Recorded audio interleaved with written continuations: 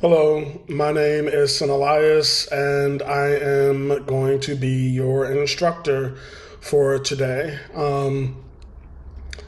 I struggled for a while to think about how I wanted to go about this class because protection work is such a vast subject matter for me. I've studied protection work for a very long time, and I didn't know how I wanted to consolidate all of that learning to present it to you. So I want to start off with a little bit about me, and then we can go from there. Um, I have been practicing since I was a young boy in a folk tradition known as hoodoo, which is African American folk magic or folk spirituality. From there, my path led me to Alexandrian witchcraft. I am now a third degree Alexandrian high priest with a coven in New Orleans called the Coven of the Thorn Rose. I'm scratched Palo Moyombe, which means I'm initiated into Palo Moyombe, and I have my hand of Ifa. So my ideas of protection work kind of span across these different traditions, but also just kind of like how I've learned to work with protection in my own life. In the planning of this class, I decided to start off with Saint Michael as a protection spirit. Saint Michael as a protection spirit has had a very strong role in my life, so I definitely wanted to highlight him in this class. Before we get into any of that, you might want to know what protection work means. In this festival, in this gathering of people, there's a lot of people talking about protection work, but for me, the way that I understand protection work is for a lot of practitioners, when we get into our practice, we all kind of find a different doorway. So some people it's healing, some people in the form of like Reiki or energetic healing, some people it's spirit or divination. For me, it was definitely communicating with spirits. Since I was a young boy, I could always kind of like hear and communicate with things that were outside of myself. So that was my entry point. So I didn't really have a whole lot of introduction to protection work or even really understand it because the spirits that I was talking to wished me well. You know, I had a lot of protection already in the form of my ancestors, but I didn't understand them as protection spirits. So it wasn't until I kind of dove into my practice in a very, very serious way that I understood the necessity of protection work. So, and as a shop owner, because I'm also the owner of Crescent City Conjure, I get to talk to a whole lot of people. And I think practitioners start off with love or money, and indeed, my first spell to obtain something was for money. And we don't really consider that we are a part of an ecosystem. We do not stand alone as practitioners. We are in this invisible ocean that some traditions call Kalunga. And what it just means is like the ecosystem of spiritual practice with a hierarchy of spirits that are below us and above us. And also, there are a lot of other spiritual practitioners that may wish us well, may not wish us well, spirits that wish us well, may not wish us well. It wasn't until I ran into another practitioner who I think thought he was teaching me a lesson. He was quite skilled at calling spirits both positive and negative. And so I guess he wanted to teach me a lesson of how vulnerable I was, but and this story may sound a little far-fetched or a little miraculous, but there's a reason why I've dedicated my life to this practice, and it's because I've seen miraculous things. But this practitioner, he sent me a spirit, and the first thing that I noticed was that my car window was busted out one day, right? And I lived in the city, so that was like a normal thing. I got it fixed. And so, but I was also parked in a garage. I also had a parking space in the garage, so I didn't understand how someone smashed my windows in when I was in the garage, which is protected. So I remember putting up a camera just to see what was going on, and to also add a little more protection to my car. But I retrieved this camera. Well, my car window was busted out again, and I retrieved this camera, and no one had busted out my windows. It just kind of cracked. So I had the car window replaced, and then it just kind of shattered again. In this video, I just saw it shatter again, and I said, well, this is beyond strange. So I had the car window plate replaced again, the glass in the window replaced again. And I tried not to think too much of it. But I was driving one day, and I was going through a drive-through, fast food or whatever. I was going through a drive-through, and I was in my car, and the window bust in my car. So my previous thought about this window was that there was some type of malfunction with the window, and that some type of mechanism in the car was messing the window up. But that day, when I was in the drive-through, I wasn't moving because I was in the line, and the window burst outwardly, like exploded outwardly. It was an extremely scary moment. I remember jumping out the car and asking the people around me if they had seen what I saw. And the answer was yes, they had seen what I saw. And I really think that confirmation bias is a really big thing. You should ask the people around you if they are experiencing the things that you're experiencing, because you never want to be imagining something and then take it as fact. So after all of that happened, I began to ask myself, is this practitioner that good? And so I spoke to him, and indeed he told me that he sent me something. And it was the first time that I realized how vulnerable I was and how open to attack that I was spiritually. So this brought my mind, and you can imagine being that scared, that solid of an experience. I dove headfirst into protection work. What was interesting, there were a few other things that happened, or a couple of other things that happened before that. So while after that experience, while I was feeling just raw and vulnerable and needing to shore up my protection work, I remember standing at a urinal, and this is important because I was facing a white wall, and just minding my business as you do at a urinal, and I remember seeing a line or a light, and it looked like fire, and it was slowly tracing out what looked like this symbol, and it was just like in fire right in front of my eyes. And when the symbol was done creating itself, it was the number 9 lit up in fire. It was only years later that I realized the number 9 belonged to St. Michael, and of course St. Michael's associated with fire. And so my protection journey began with St. Michael. In previous classes, I like to talk about the basics and then build up to the more complex.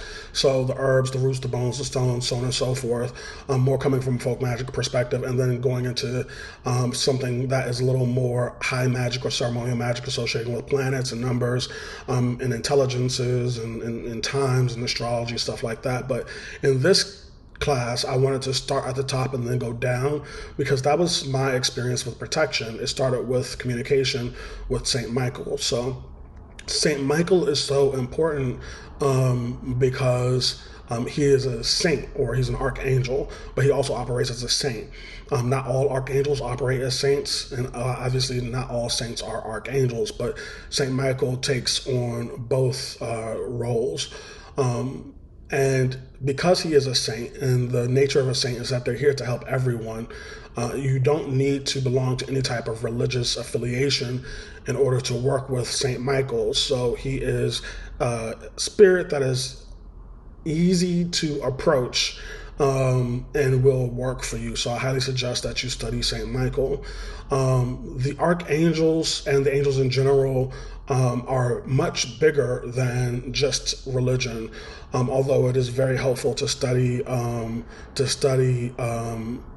their religious context. So anyone who's familiar with the tradition of Christianity knows that Saint Michael was sent to hell by God to defeat the devil. Now, in my study, this has a whole lot of connecting points.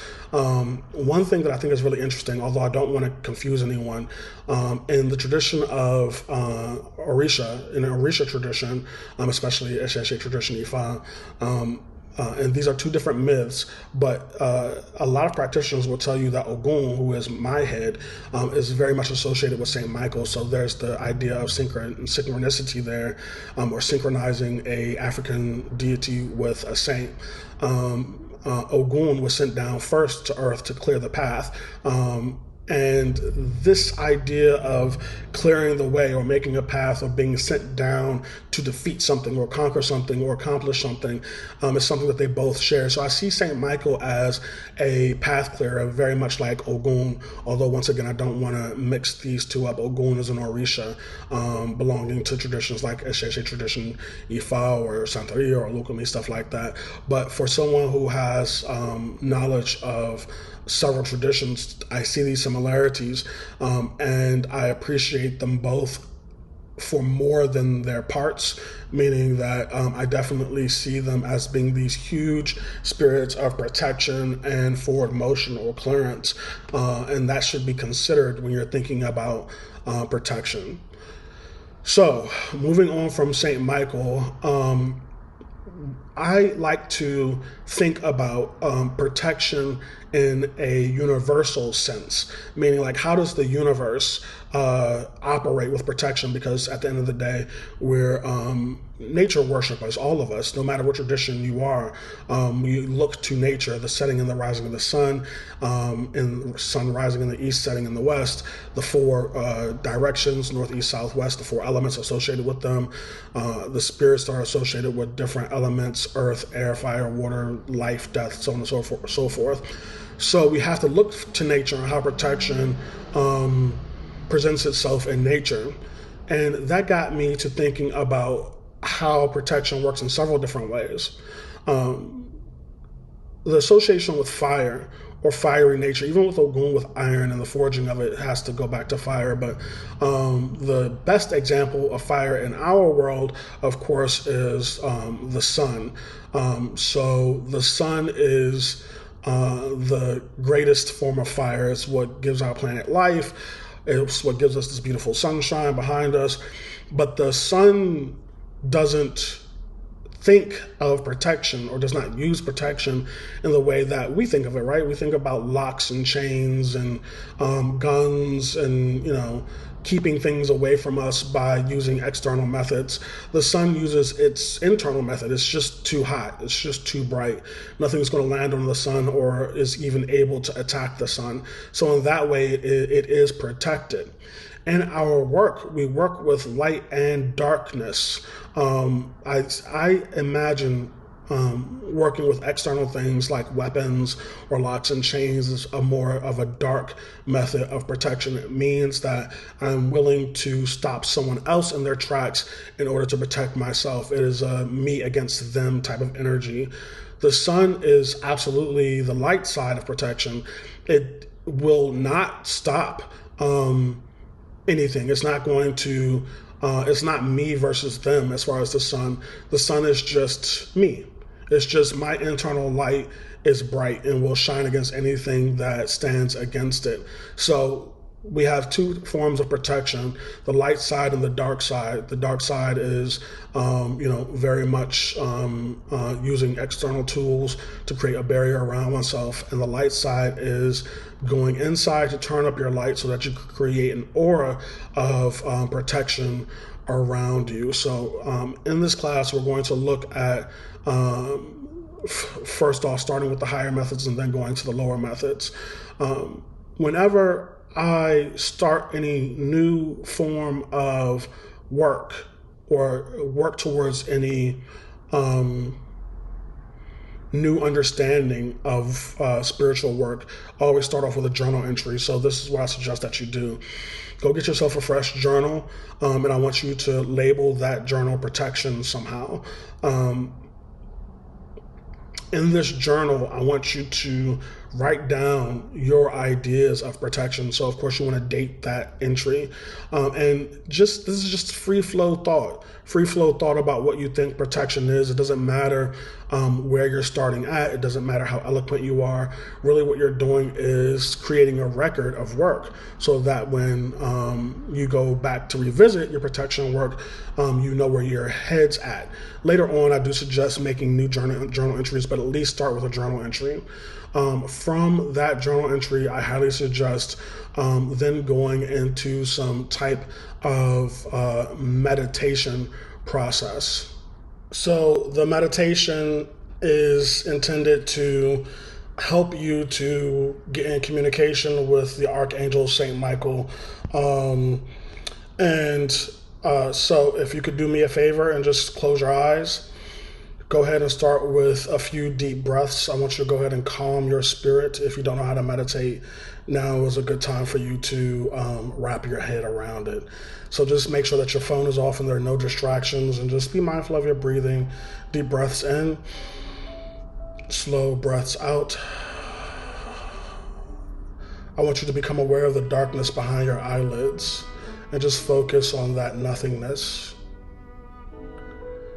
Become mindful of your thoughts, anything that might be going through your mind, and become mindful of your body and just try to relax. I want you to find the center of your spirit, and that exists in different places for everyone. Could be in your head, could be in your chest, it could be at the base of your spine, but I want you just to ask yourself, where is the center of your spirit? Mine is always at the center of my chest. And if you don't know where that might be, then focus your attention at the center of your chest. I want you to see the center of your chest as a sun, just like the sun in our solar system. And now imagine that everything, all the situations you may face in your life with work, school, children, your spouse, your day-to-day responsibilities, are planets that are revolving around you. They are outside of yourself. Stay mindful of your breathing. Deep breath in and exhale. In the universe, our sun is a really great example of protection. And the center of your spirit is your personal sun. I want you to imagine the heat of the sun and how your spirit is often considered an internal fire. Now, with the next deep breath in, I want you to expand your personal light outwardly 100-fold. Now, visualize all of those external planets as representations of situations in your life, expanding along with that, becoming further and further away from you. With your next breath in, I want you to expand the heat of your personal sun another 100-fold.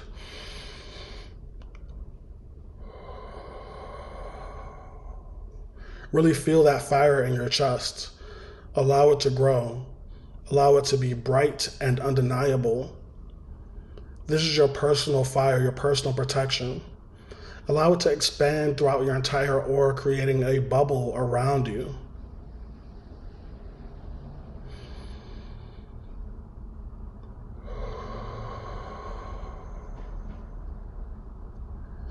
Now to yourself say, circle of protection, protect me from all banes and all that is profane, hence to which it came. And with these words, your light expands even further, and it becomes a circle of fire around you. Allow yourself to truly visualize this circle of fire as it twirls and twists like the systems of the sun. Circle of protection, protect me from all banes and all that is profane, hence to which it came. Your light increases another 1,000-fold. Do not be concerned about anything attacking you, because with this light, nothing can reach you. Allow it to go above your head and beneath your feet and all around you. Truly feel a sphere of fire around you. Visualize it as being as bright as possible. This ball of fire also has a weight to it, a presence to it. All those that look at you cannot stand the brightness of your sun if they are dark. No weapon formed against you can prosper because it will burn up in your own light. Deep breath in, exhale, and really establish that light. Really feel it expand from within you. Allow your sun to engulf your entire body and know that you are protected. Stay in this moment for a while.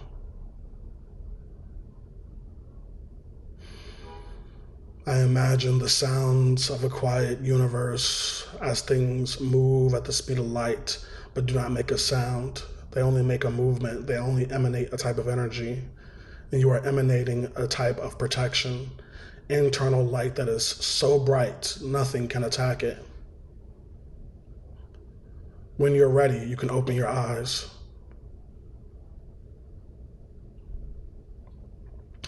Take a moment and really just reestablish your presence in the physical world. So that bright sun is associated with a whole lot of different things. The light at the center of your chest can be associated with a Sephra in the Kabbalah, which is Tiferet, or your personal sun. I also believe that it's associated with Saint Michael, although there are spirits that are specifically associated with the sun. The element of fire can very much be attributed to Saint Michael, Archangel Michael. And at this point in our journey, let's stay focused on Saint Michael. Saint Michael would be considered, in my opinion, God's fire. So once again, this prayer is intended to help you get in contact with the spirit of Saint Michael. So what's really important is that you do it on a consistent basis. And I suggest that you say this prayer every morning and every night. So you want to put yourself on a schedule. I would suggest doing this prayer as often as possible for a period of time. In order to really begin establishing communication with a spirit, it's important that you incorporate several different methods simultaneously. So as I previously stated, we're starting off with a meditation. I want you to go ahead and write this meditation down in your journal. You can just pause the video and write it down. Along the way, you're going to discover other protection meditations. And so go ahead and create a section called Meditation for Protection, or meditation on beginning to build a relationship with Saint Michael. After your meditations, I like to begin to incorporate prayer. So meditation is an internal process that aligns your internal landscape with the concept of protection. You've already started this by making your first journal entry. Now we're going to expand that outwardly in the form of using our spoken word. One prayer that is very effective is a canon prayer for Saint Michael, and it goes: Saint Michael the Archangel, defend us in battle, be our protection against the wickedness and snares of the devil, we humbly pray. By the name of God, we do rebuke him, and do thou, O Prince of the heavenly host, by the power of God, cast into hell Satan and all the evil spirits who prowl about the world seeking the ruin of souls. Amen. You can look this prayer up. I've been saying it for so many years that I kind of have my own twist to it, and I suggest you do the same as your relationship continues to build with Saint Michael. Another prayer that's very much used in Hoodoo comes from Psalms 91. Psalms 91 is a fantastic prayer for protection. I don't know how comfortable everyone is with using the using the Bible, which in my opinion is not a Christian book. But in this context, you are using Psalms 91 as a spell. And Psalms 91 goes like this: Who dwells in the secret place of the Most High shall abide under the shadow of the Almighty. I will say of the Lord, He is my refuge and my fortress, my God, in Him I will trust. Surely He shall deliver you from the snares of the fowler and from the perilous pestilence. So we see some of the same words used in the prayer to Saint Michael that are being repeated in this prayer. He shall cover you with his feathers, and under his wings you shall take refuge. Once again, we're talking about an archangel. His truth shall be your shield and buckler. You shall not be afraid of the terror by night, nor the arrow that flies by the day, nor of the pestilence that walks in darkness, nor of the destruction that lays waste at noonday. What I like about this prayer is it's even giving you kind of times of the day to say this prayer, and I suggest that you follow the instructions at night and in the noonday. 1,000 may fall at your side, 10,000 at your right hand, but it shall not come near you. With our previous meditation of the sun and protection, we're talking about having internal power, so none shall come near you. Only with your eyes shall you look and see the reward of the wicked.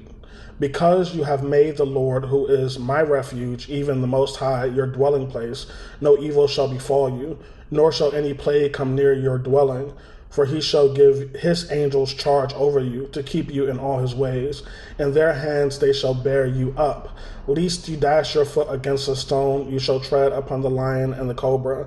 The young lion and the serpent you shall trample underfoot. Because he has set his love upon me, therefore I will deliver him.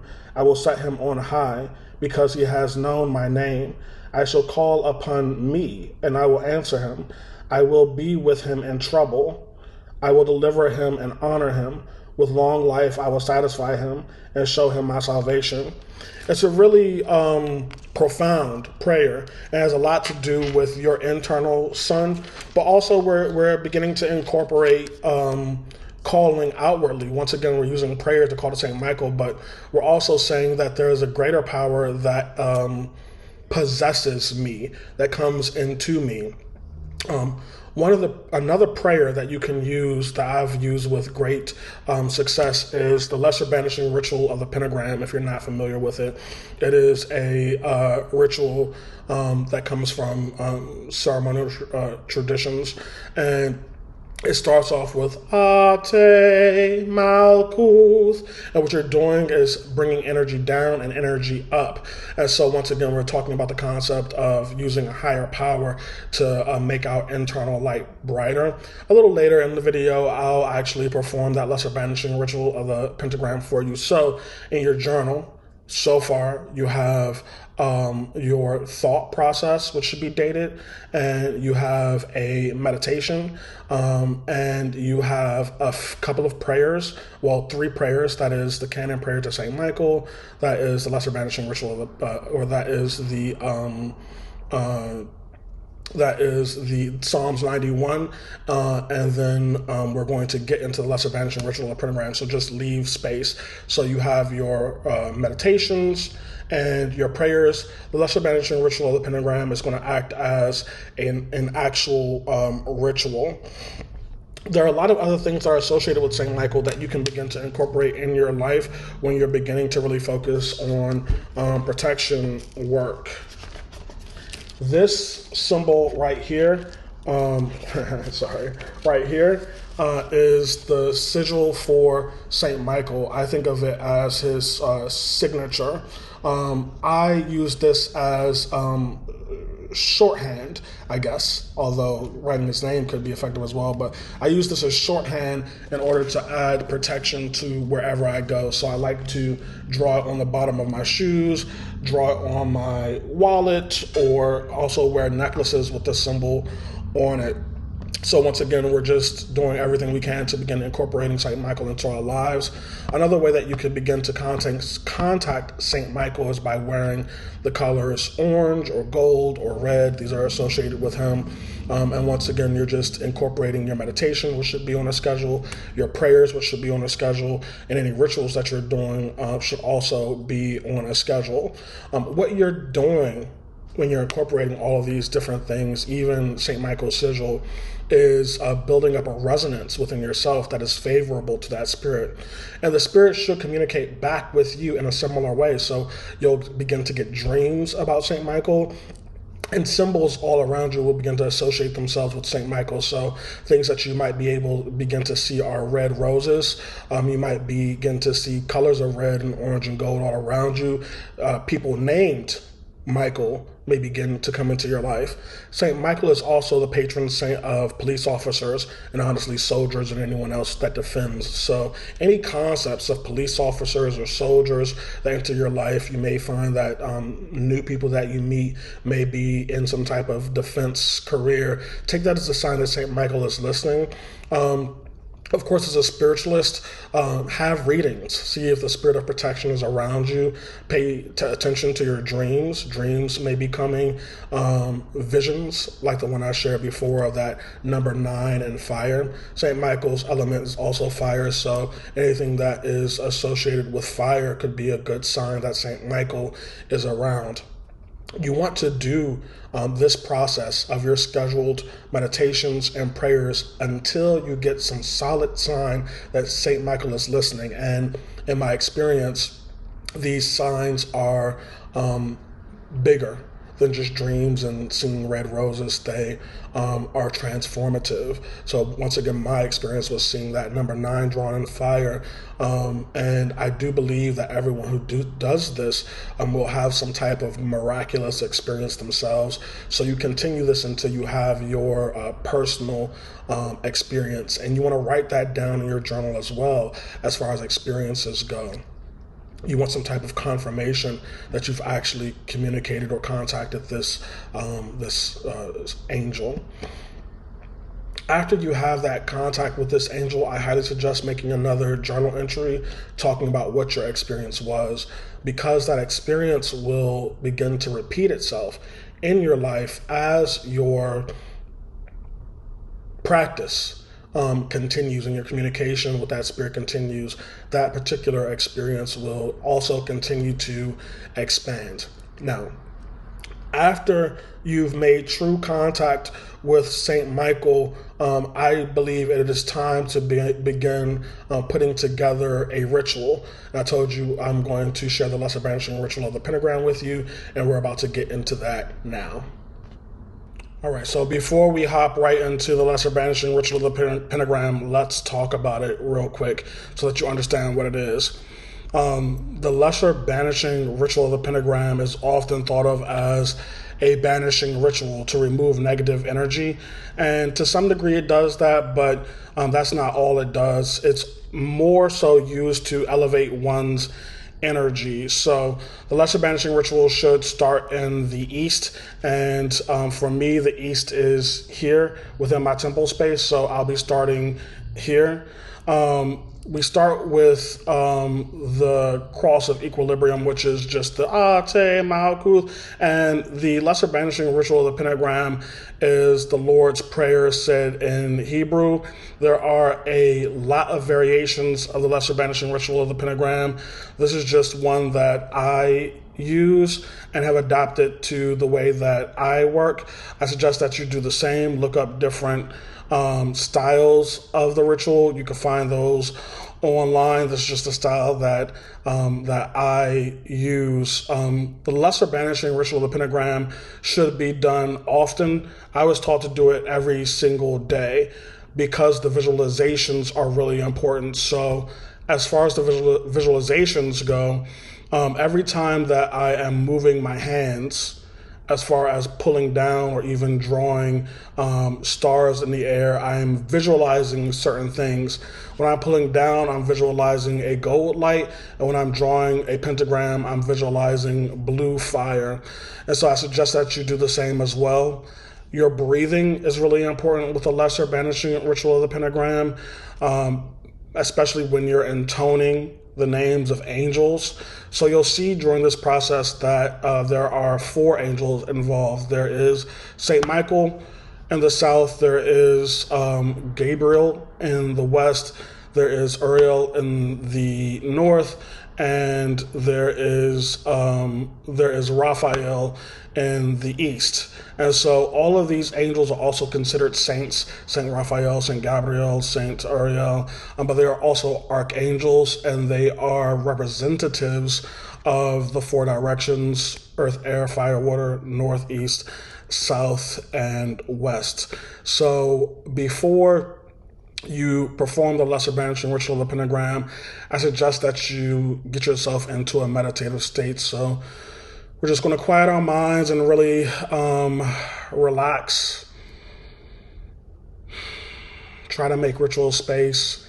And I also like to play music because it helps get me in the mode. So, Alexa, play my playlist, Witchcraft 2. Alexa, play my playlist, Witchcraft 2. Witchcraft 2 from Apple Music.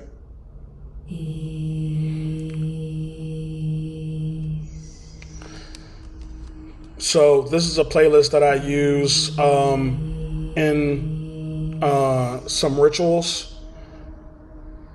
I think, include the playlist in this video. I'm not sure, but I'll try to because it's pretty cool.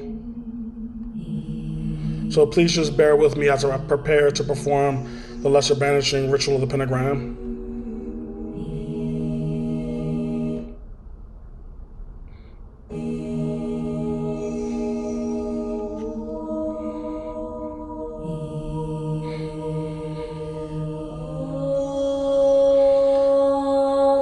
And this first song is just an invocation to Isis as the mother goddess, or the creatrix of all things.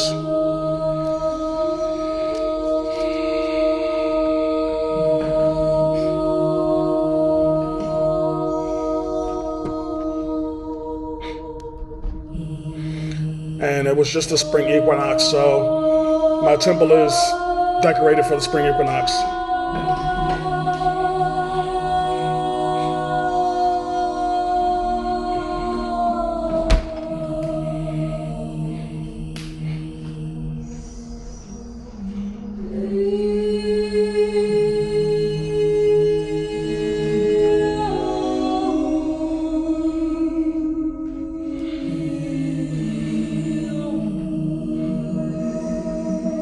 As you can see, this hand is pointed down.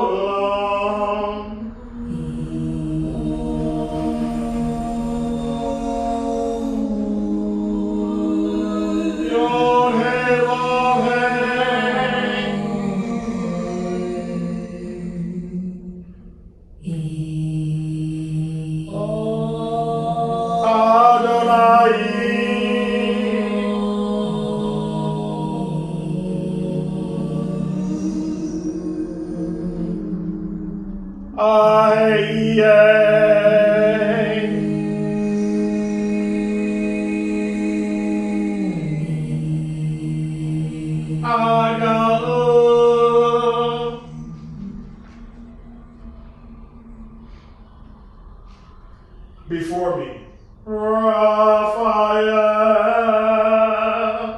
Behind me, Gabriel.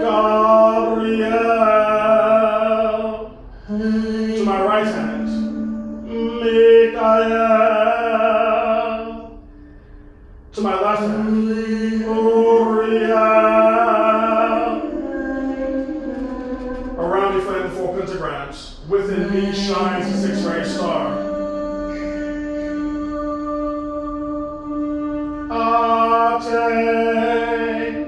Malkuth, Vega Burra, Vegula, Leolam.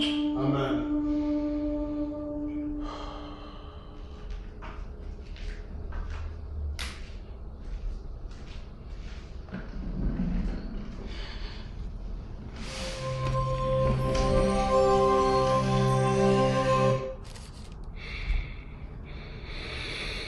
So, I hope that gives you some type of understanding of how the Lesser Banishing Ritual of the Pentagram is performed.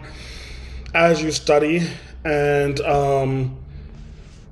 come across different forms of the Lesser Banishing Ritual of the Pentagram, you can reference this video and see if yours looks anything like what I did. Once again, that's just kind of like a version that I use, and it's even a simplified version of what I use. Next, I want to talk about how you begin to incorporate all of this into your protection journal. I want to talk about a particular schedule. So, this schedule is used to combine all these different things: meditation, prayer, and a ritual to compound over the space of 4 weeks. Within these 4 weeks, you should have communicated and contacted the spirit of St. Michael. So this schedule looks something like this. If you wanted to like screenshot or whatever, and it starts off with week 1, meditation in the morning on Tuesday, and I suggest starting on a Tuesday because it is a day that's associated with protection spirits like St. Michael. Wednesday, meditation 2 times, so we're going from 1 meditation to 2. Thursday, meditation 2 times plus prayer. So I suggest you do this meditation in the morning, at night, and you can decide to do the prayer along with it in the morning or at night. Friday, meditation 2 times and prayer 2 times. So meditation followed by prayer in the morning, meditation followed by prayer at night. And then Saturday, you want to do the same thing, and this is only for week 1, meditation 2 times, prayer 2 times. Sunday, you want to study. So study means look at everything that you can about St. Michael, about protection work, and all the source documents that comes from. And then finally, Monday, you want to rest on the first week. And you can decide to go harder if you want, but this process is designed to compound. So, week 2. We're going to start off with meditation, prayer, and then the lesser banishing ritual of the pentagram. So the ritual is introduced on the second week on Tuesday. And then we're going to go to Wednesday, meditation 2 times, prayer 2 times. Thursday, prayer 3 times, followed by the lesser banishing ritual of the pentagram. And then Friday, meditation in the morning, and then prayer 3 times through the day, morning, evening, night. And then Saturday, meditation, prayer, and then lesser banishing ritual at night. Sunday, same thing, study, and then Monday, rest. So I put this together because it is a good balance of working on the internal landscape and the external landscape. So the prayer and the meditation helps you build up the resonance to prepare for the ritual. So week 3 and week 4 are going to be much more intense. And once again, this process is to ensure that you have contact with the spirit. So week 3, we're going to start on Tuesday, meditation 2 times, prayer 2 times, lesser banishing ritual of the pentagram 2 times, morning and at night. So it's going to be perhaps the most intense, one of the most intense parts of the schedule. Wednesday, we're going to set the lesser banishing ritual of the pentagram aside because you're still learning how to do it, and we're just going to focus on meditation and prayer morning, evening, and night. Thursday, we're just going to focus on learning the ritual, which is the lesser banishing ritual of the pentagram. We're going to do that 3 times. Friday, we're going to take it up a notch and return to our meditation and our prayer morning, evening, and night, and then followed by the lesser banishing ritual of the pentagram. Saturday, we're going to return to our ritual, lesser banishing ritual of the pentagram 3 times. Sunday, we're going to continue to study, and then Monday, we're going to rest. Finally, week 4, we're going to go as hard as we can. We're going to build our protection altar, which we'll return to in a moment. We're going to meditate, pray, and then lesser banishing ritual of pentagram 1 time because we're building our altar, and there are only so many hours in the day. Wednesday, we're going to pray 3 times and do the lesser banishing ritual of the pentagram 3 times. So we're talking about outwardly things. Thursday, we're going to pray 6 times. So we're going to ask the Spirit to come to us more and more and more. Friday, we're going to meditate, do the lesser banishing ritual of the pentagram 3 times, and then pray. Saturday is our most intense moment where we're going to meditate 3 times, pray 3 times, and then do the lesser banishing ritual of the pentagram morning, evening, and night. And then finally, Sunday, we're going to do the exact same thing. Morning, evening, and night, meditate, pray, lesser banishing ritual of the pentagram. And then finally, instead of rest on Monday, we're going to study. And so by then there is no reason why you shouldn't have communicated with the spirit of Saint Michael. Next, we're going to talk about preparing a protection altar and then some simple tricks and spells and charms of protection work. So on our schedule, we discussed having an altar to Saint Michael, and an altar to Saint Michael is a really great place to do all of your rituals at, do all of your prayers at, and do all of your meditations at. So I want to discuss real quick how to build an altar to Saint Michael. Of course, you want to start with a clean surface. Just a little table is fine, like a 12 by 12 table is enough. But you could do more. You could do a table that's slightly bigger than that. I suggest some type of natural material like wood to start off with. On this, before I do anything, I like to clean any surface with some type of cleansing water. You could do Florida water, but I like to do like hyssop, angelica root, sea salt, and just cleanse it down from any physical things that may be standing in the way, any energies that the table may have been associated with before. After the table is cleansed, then I will put a red cloth, tablecloth, over the altar because it's associated with Saint Michael. And then I would use some type of image of Saint Michael. This is my statue of Saint Michael. If you don't have a statue, you could print out a picture and use that as an image of Saint Michael. And I would usually put the image at the center back of the table because I'm going to build everything else around that image. After the image, I would have some type of book. So your journal, the journal that you're recording your protection in, put it on the altar because a lot of things are going to be happening at that altar. A lot of inspiration is going to come from the messages that you receive at that altar. From the book, I like to dress a candle. So a 7-day red candle dressed with things like any type of protection oil that you may have. And we'll be discussing how to create a protection oil a little later. And then I like to do an incense for St. Michael. Dragon's blood is a fantastic incense, or just frankincense, and you could use a charcoal and burn your frankincense on there. I like to give offerings of red wine and red flowers on my altar, and that's a really great way to begin an altar to St. Michael. You really want to make sure that your altar stays clean.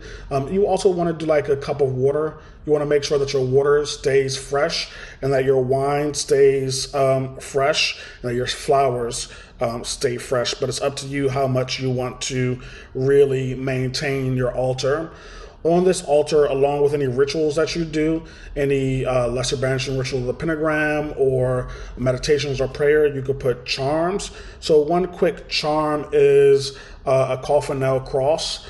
A coffin nail cross is just 2 coffin nails crossed with red string, and then we say Psalms 91 over it, and then dress it in protection and protection powder. You could put your oils and your charms and your powders on your protection altar.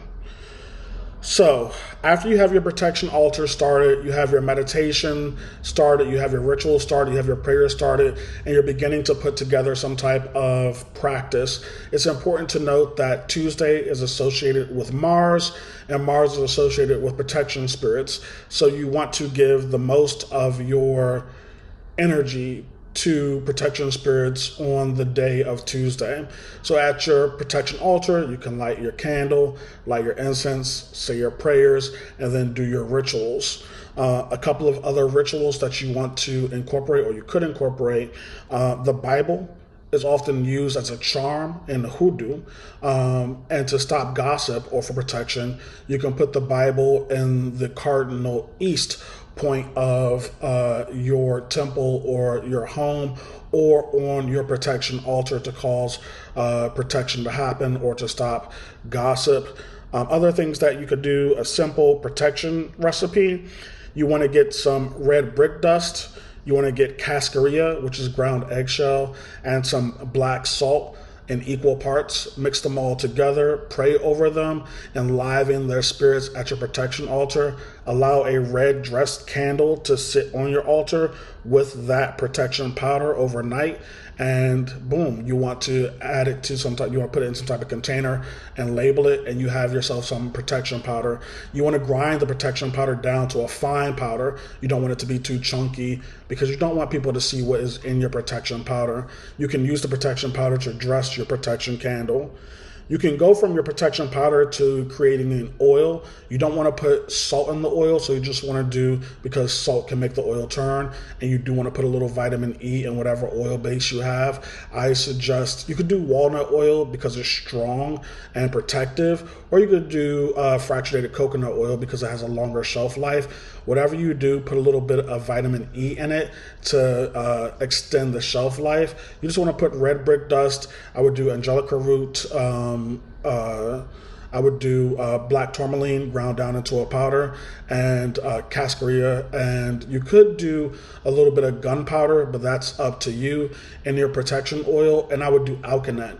Alkanet is a plant that it's used mostly for red dye, but the alkanet will turn your oil a bright red. And that's kind of what you want for your protection oil. I like my oils to smell a certain way, and so you could do like rosemary, and I like to do a little smoke in my oils as well. All right, so for protection charms, once again, I'm going to show you the coffin nail cross.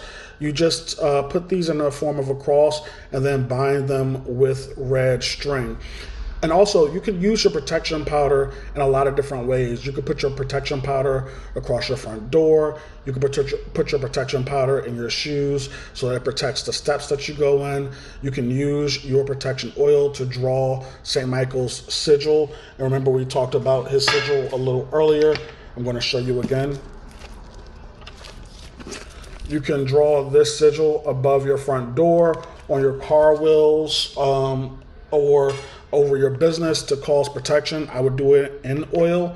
One thing that's really important about protection symbols and sigils is it's good when no one knows where your protection is. So it's good for it to be drawn in oil so people can't see it. When people, you never know who you're dealing with, and when people know how you're protected, they can attack that protection. And so you don't really want people to know how you're protected. You can also draw that symbol on your protection altar so that it resonates even more with the spirit of Saint Michael. Other things you can do for protection, like I said, the lesser banishing ritual of the pentagram, but you can do the lesser banishing ritual of the pentagram absolutely anywhere, and you can even cross yourself. And I know it looks Catholic, but you can be using it for protection. Your meditation, as far as the circle of fire, protect me from all banes and all that is profane, hence to which it came. You can use that absolutely anywhere, and you just want to visualize a circle of fire around you. If you're going through an unsafe neighborhood, or if you're dealing with someone who is being super aggressive to you, you can use that circle of fire. I would also suggest carrying your protection oil and any protection jewelry that you have, or protection symbols that you have in the form of tattoos or jewelry. You can enliven them with your protection oil and protection powder. I would suggest sitting them on your protection altar, and then feeding them, which means just adding oils and powders and other things to them on a regular basis on a Tuesday. So we are wrapping up this class. We've spoken about a lot, so let's do a quick recap. We talked about Saint Michael as being one of the best spirits to communicate to and reach out to for protection, because he is a saint and he will work with everyone. His myths expand and his stories expand beyond what you might think of as Christian or the Bible. So really do your research, and that's a part of your schedule to do research. Next, we talk about a protection journal where you're going to record your personal thoughts about protection, and then you're going to record your prayers, your meditations, your rituals, your charms, and we went over a schedule of practice so that you could put it all together. The last thing that I want to discuss are just small correspondences that you can use to create your own rituals, your own spells, and continued research. So the first, and correspondence means things that you can find easily in nature or around you that correlate to protection. So the first herb in the first list of herbs that we're going to discuss is angelica root, and then there's alkanet, rosemary. You can plant rosemary around your front door or your business for protection. Once again, alkanet is used to produce a natural red color, so it can be added to oils or to charms. Rue, you just want to be careful with rue if you're going to bathe in it. It is poisonous in high amounts, so you only want to use a small pinch of rue. Balm of Gilead, thorn roses, or roses, the thorns from roses are really great to use in protection work. Bay leaves are shaped like Congo shields, and they can be used for protection. Mother's wort is a really great root to use, especially for protecting children in the household. Black walnuts are really hard and they're used for protection work. You can use black walnut as the base of protection oil. Once again, you just want to add vitamin E if you're going to do any oils. Stones that you can use for protection: black tourmaline. I like black tourmaline when the issues that I'm facing are little catty chatter. So if you go into public spaces or you have coworkers who talk behind your back, black tourmaline can act as protection. It won't stop them from gossiping, but it creates a wall of protection around you so that you can handle it a little better. Hematite is reflective, so it will reflect negative energy back to others. Obsidian is a type of glass, so it combines the both of two worlds, a reflective surface and a wall of protection. Smoky quartz, sugnite, tiger's eye, red jasper, and finally citrine. Citrine is used to elevate that type of protection within you, the type of protection that we discussed of having the sun shine brightly. And then finally, there are curios. Curios are things that are neither stones nor herbs or anything like that, that can still be used for protection. So mirrors, of course, are going to bounce back certain things. Bullets are often just have that energy of protection and aggression. So does gunpowder, and you can use gunpowder. Teeth from certain animals, aggressive animals, like I like to use wolf teeth or bear teeth are really great to use. Thorns from any plant, because they're protecting themselves, you can use it for protection. Knives and swords. I typically use symbols of knives and swords, meaning like small icons of knives and swords. Eyes, like evil eye or Malogio, are really great. Religious symbols, so cross or Star of David, or things like that, can help bring that kind of energy down that we discussed of being filled with protection. And then finally, iron. Iron is a really great, any iron, coffin nails are iron, or railroad spikes are iron, so you can use those for protection as well. So we've arrived to the end of the class, and I want to thank everyone for participating. I hope that you can go through this class frame by frame and just get as much as you can from it. My name, once again, is Sin Elias, and I want to leave you with a few things. To ensure protection, you want to cover your head, make sure that you're wearing hats or some type of head wrap. Always have at least 3 forms of protection on you: necklace, rings, just different spells like that. Yesha, I want you to be protected as well. Some other things that you can do: chicken's foot, or like a black chicken's foot to hang above your front door or your rearview mirror is a really great idea. When someone works against you, they're going to try to attack your person, your home, or your car. And so you want all of those to be protected. You want your children to be protected, your house and your family to be protected. So make sure to add protection at any one of those points. Some books that I've read that I think are really good that you can use to continue to study protection. Jason Miller's Protection and Reversal Magic is really good. Amy Blackthorne's Protection Magic book is another really good one. And Glenda Porter's Prayers and Protection Magic to Destroy Witchcraft is a really good one.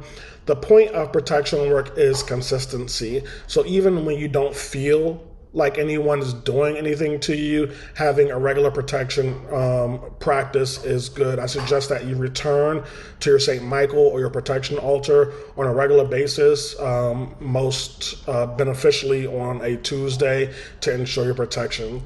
Until next time, guys, bye.